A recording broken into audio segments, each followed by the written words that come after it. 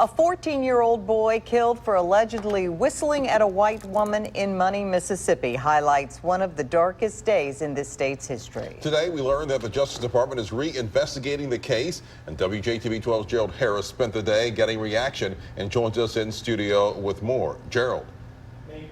The mother of Emmett Till insisted on an open casket funeral to show the world what two Mississippi men allegedly did to her son. Now the family have a new chance for justice. Ordered to take off his clothes, beaten nearly to death, eyes gouged, shot in the head, thrown into the Tallahatchie River with a 75-pound cotton gin fan tied around his neck with barbed wire. Emmett Till was killed.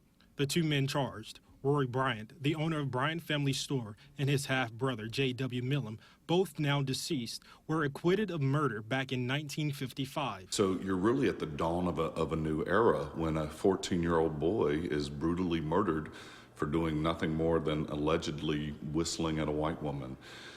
Mississippi was #1 in the nation in the total number of known lynchings in America. And so it was a brutally dangerous and violent state for anyone who transgressed the lines of white power and white supremacy. This is the original door of the Bryant Family Store where Emmett walked in and allegedly whistled at Carolyn Bryant. When he walked out, little did he know his days on earth were numbered. A cousin of Emmett Till says that the family has been pressuring the FBI to reopen the case in light of recent developments. The family is elated that they reopened the case, and we just hope that the Carthen and Till family gets justice for Emmett Till losing his life. A book chronicling the slaying of Emmett Till revealed that Carolyn Bryant Donham lied to authorities when she testified that Till grabbed her, whistled, and made sexual advances towards her. The author says that the FBI may have made links in solving Till's murder. It seems to be possible that in investigating my research materials, they connected somehow with other things the FBI might know. I suspect they're just going to look at Carolyn Bryant, who's kind of the last known living suspect in the case, and go from there. The only charge that may be available is murder, and if so, obviously they'll have to have proof. The Mamie Till Mobley Foundation released this statement on Twitter.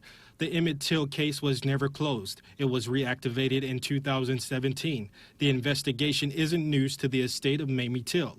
No further comment at this time. Your support and love are appreciated. I also spoke with some Mississippi Civil Rights Museum goers, and they say they're happy that the case is being reinvestigated. I think it's good that they're reopening, trying to dig deeper into what happened really, and to get more information.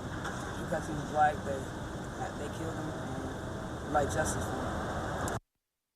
Carolyn Bryant Donham has not said anything else publicly about the case and did not want to talk to our sister station in North Carolina. The FBI also declined to go into detail about the new information that brought them to reopen the case. Byron? All right, thank you, Gerald. Well, Governor Phil Bryant did put out a statement saying in part, as a former law enforcement officer, I believe it is never too late for justice to be served, regardless of where or when a crime was committed, end quote.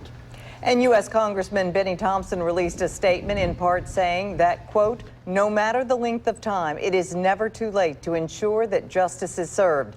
As the DOJ begins its investigation, I look forward to keeping an eye on its developments and aiding in any way I can.